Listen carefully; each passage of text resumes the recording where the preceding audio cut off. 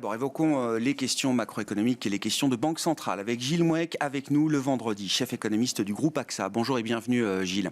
C'est la conversation qui monte depuis quelques jours, quelques semaines maintenant. Le durcissement monétaire généralisé commence à générer des effets de bord et une augmentation des risques pour la stabilité financière. Évidemment, l'exemple britannique est l'exemple le plus spectaculaire en la matière. Et cette situation suggère chez certains participants de marché que les banques centrales seront à un moment obligées de dévier de leur objectif de ramener l'inflation à 2%. Qu'est-ce qu'on peut dire de ce raisonnement à ce stade, Gilles ?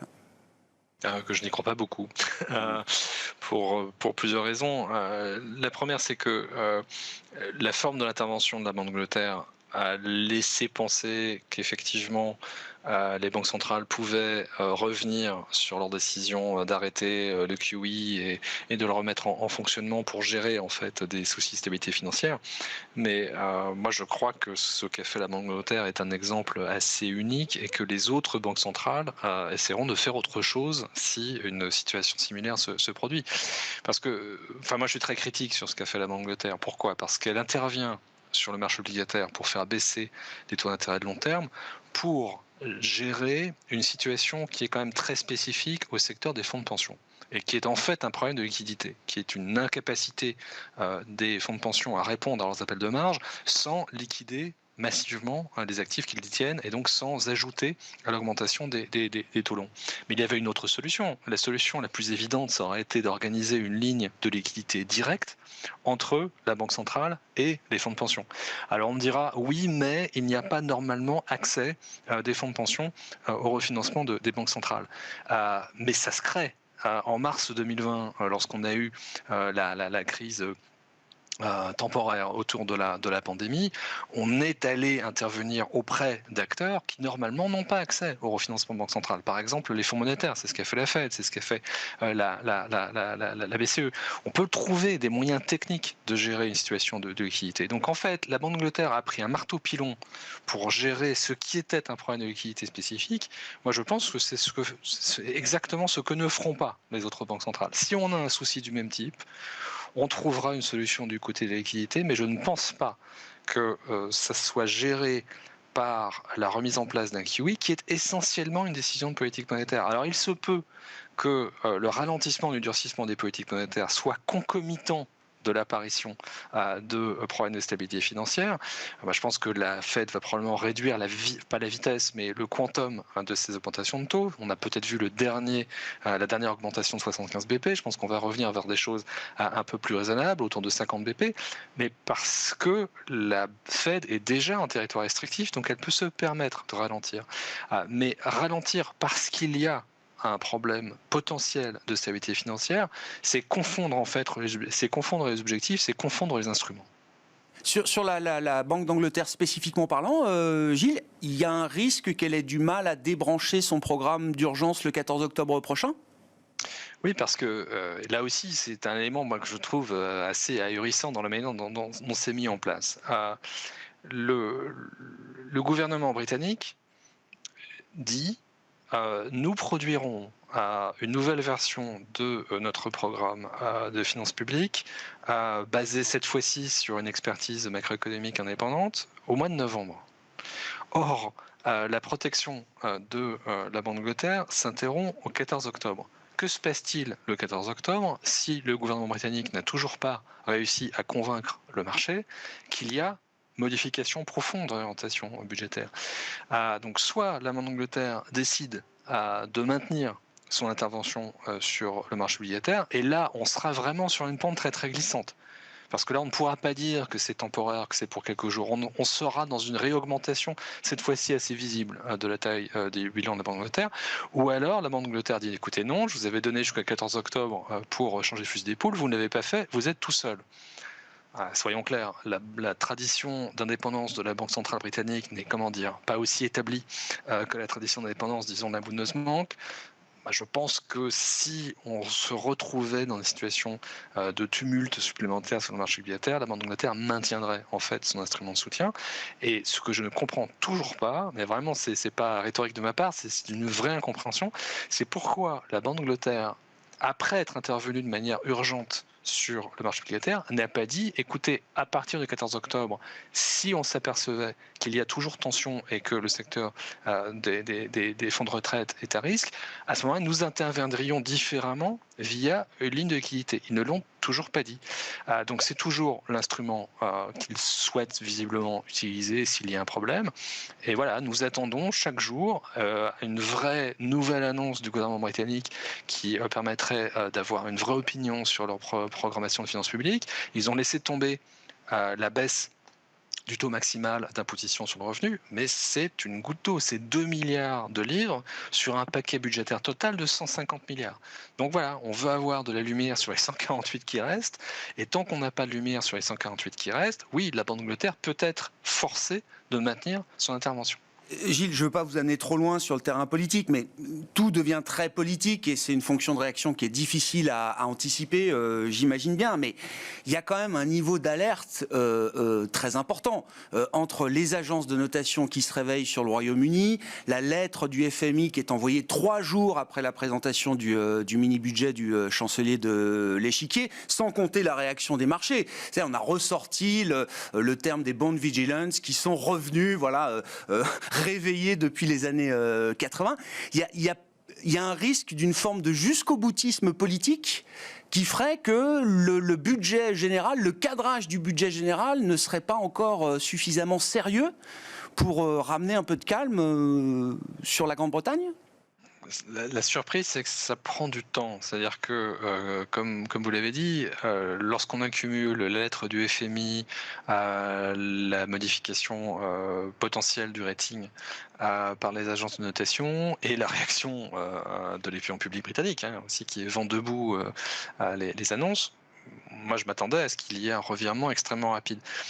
Il est intervenu sur les points les plus politiques vis-à-vis de l'opinion publique, cette fameuse question du taux marginal d'imposition, mais sur le cadrage, pour l'instant, on n'entend pas grand-chose. Je pense qu'il y a 2 éléments là. Un premier, c'est que la partie du Parti conservateur qui est aujourd'hui aux commandes est fondamentalement persuadée que c'est la bonne solution, que c'est la bonne stratégie. Ils ont écrit là-dessus, ils le pensent depuis extrêmement longtemps, c'est pas un revirement d'il y a quelques jours, ils sont vraiment convaincus. Donc il va falloir peser ça contre le fonctionnement interne du Parti conservateur, et là on voit que même maintenant des membres assez seniors du gouvernement prennent la mesure de ce qui se passe et sont en train d'essayer de faire pression sur Liz Truss et sur son chancelier. Mais je pense que on ne peut pas parler encore d'obstination parce que je pense qu'ils vont craquer d'ici quelques semaines, mais cette difficulté à obtenir une modification plus rapide, elle tient au fait que pour l'équipe aujourd'hui au pouvoir au 10 Downing Street, c'est un peu existentiel. C'est-à-dire que si vous leur enlevez leur programme de dérégulation, de baisse d'impôts, c'est la totalité de leur message politique qui disparaît. C'est vraiment central. Et c'est ça, à mon avis, qui explique la difficulté à les faire bouger. Bon, une crise qui va prendre sans doute encore quelques semaines à se résoudre, si elle doit se résoudre au Royaume-Uni. Si je reviens à la Réserve fédérale américaine, Gilles, j'ai cru entendre que vous imaginiez que la dernière hausse délivrée de 75 points de base soit derrière nous, désormais ?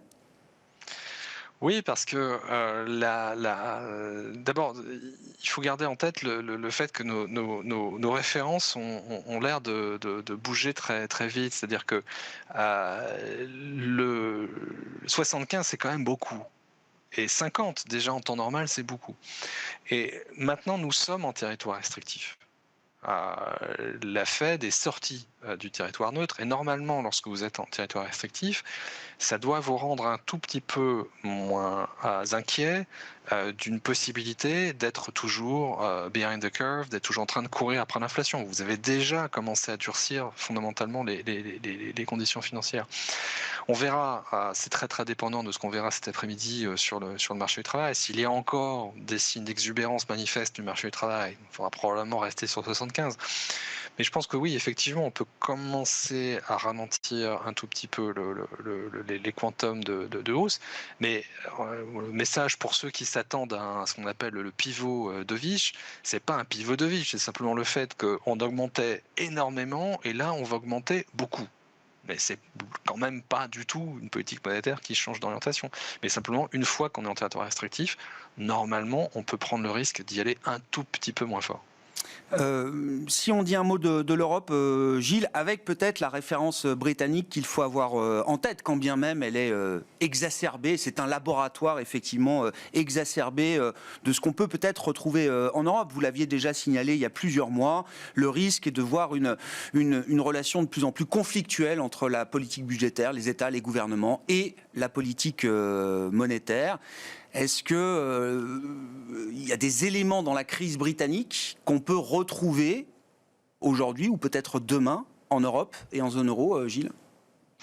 Je pense qu'il y a quand même deux différences fondamentales entre ce que les Britanniques tentent ou ont tenté de faire et ce qu'on entend pour l'instant des États continentaux.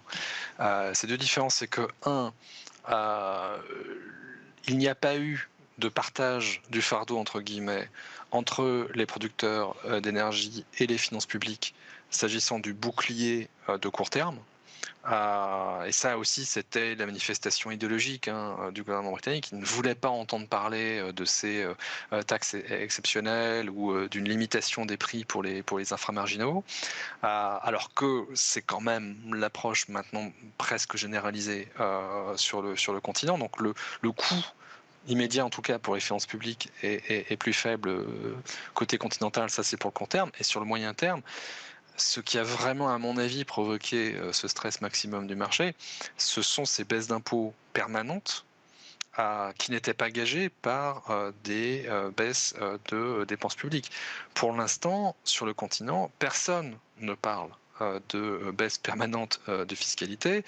Et je crois que pour l'instant, le marché est prêt à être relativement bienveillant sur une action ponctuelle forte cet hiver pour réussir à passer une situation quand même très, très compliquée, tant que les gouvernements ne s'engagent pas sur un terrain glissant, sur la trajectoire de moyen long terme. Alors c'est une ligne un peu fragile, c'est une ligne de crête, mais pour l'instant, j'ai l'impression que le gouvernement européen la tient. Un souci quand même, c'est une différence d'appréciation de ce qui se passe par certains membres, disons les plus faucons, du Conseil des gouverneurs de la BCE. C'est-à-dire que moi, mon sentiment, c'est que plus on amortit le choc énergétique via des mesures budgétaires, le moins on a de risque en fait de spirale prix-salaire. Parce que si vous n'êtes pas protégé, entre guillemets, par une action gouvernementale, vous allez vous retourner vers votre employeur pour demander cette protection. Donc moi je pense qu'en fait là, en l'occurrence, il y a plutôt une convergence d'intérêts entre la Banque centrale et les gouvernements.